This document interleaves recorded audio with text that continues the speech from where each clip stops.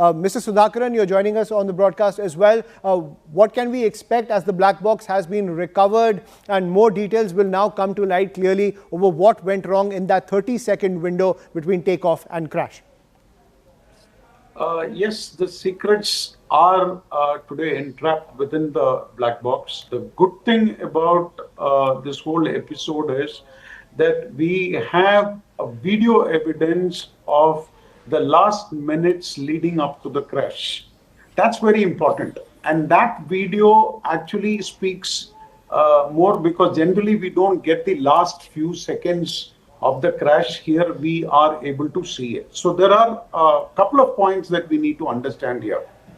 The aircraft was perfectly in good shape to undertake this journey, because the pilot in no way could have cleared the aircraft if he had any suspicion whatsoever. It had just completed a trip from Delhi. It has landed in Ahmedabad. There was no report of any incidents during that flight, which didn't mandate any immediate intervention. So which meant that everything was perfect. All that we know is within 10 seconds of its takeoff, probably around the 15th to 20th second, there was a mayday call that was issued. And before the ATC could get back to the pilot and communicate back, which probably was because of the VHF communication set that is there, which is line of sight, and the flight had descended down, probably they couldn't communicate, and before we could know anything, it had crashed. Now, in between the sequence, if you see, there is a clear lack of thrust from the engine. The aircraft couldn't gain the height. The nose was up. The tail was down, and consequently, while it was going down, it had gone and impacted on a building, because of which the rear end of the fuselage had got lodged into the building. The aircraft probably was split into two sections. Right. The wing section had the fuel, which was the cause for the accident, wherein people got engulfed, and the temperature and the volume of the fuel that we had that burnt it, and then subsequently all these things have happened. Now the key question here is, why didn't the aircraft get the thrust, or why was the aircraft not able to lift? Now this clearly points to a fact that there was engine failure, but the problem is there are two engines here. Now for two engines to fail simultaneously, there needs to be a single cause or two causes which has happened at the same time, which is very, very rare. There is no video evidence to suggest there was a flock of birds which entered or to have impacted both the engines. So now the question the black box has to answer is, why did the engines fail?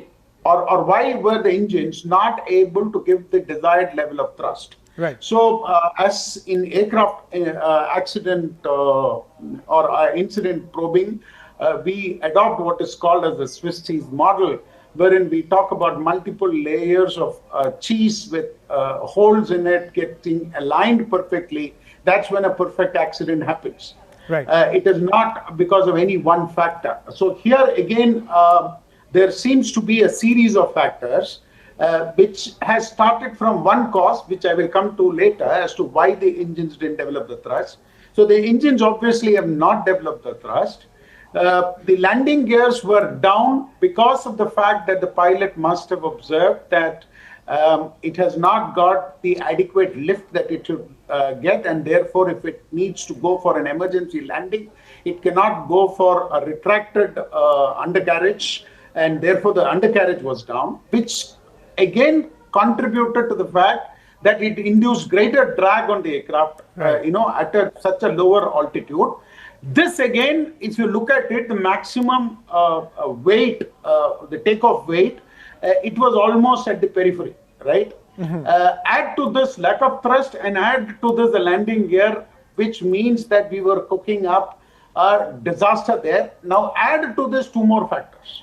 That is the area around the airfield, which was so densely populated, which means, if there was a river in the near vicinity or some open grounds the pilot could have steered the aircraft and then attempted a situation wherein it wouldn't have gone and crashed into a building.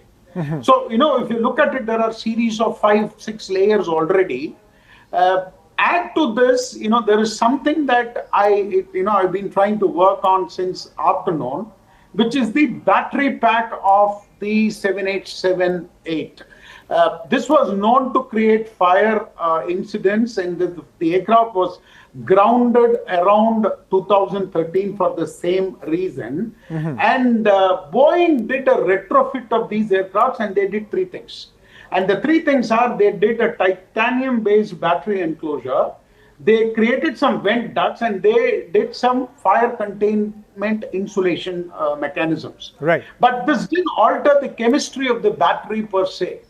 So technically, these batteries, by virtue of being an electrical engineer, I can tell you that around 35 to 40 degrees Celsius, these batteries have a characteristics of, having thermal runaway phenomena, right?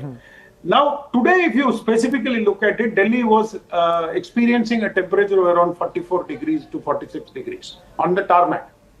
Ahmedabad was around 42 to 40.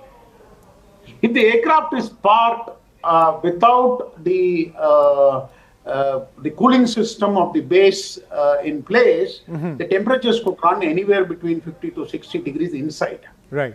This could cause thermal shocks to the batteries. Now, this doesn't happen very frequently. It happens as a coincidence. Like, again, as I told you, as a Swiss cheese model, now at this temperature, and if the battery is going to heat up like this, and during takeoff or the engine start, that's when the battery is to discharge maximum energy, because the load on the battery is highest at that time. Right. When the battery is already in such a situation, that's when the thermal runaway happens. Right. So it's like an ignition. Up to 600 degrees Celsius. Right. Which means it could compromise your electrical circuits, your avionics, your FedEx systems, which could invariably have shut down your engines.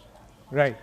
And that is where the things could get complicated. While, still I will say this theory is in the realm of speculation. I'm purely talking from an engineering basis. Right, but you're highlighting that there was a lot in this recipe for a perfect storm to take place. So there were multiple factors which led to this disaster. Network 18 decimates Times Internet with over 6 times more unique users on social media. Network 18, the undisputed leader of news networks, way ahead of the times.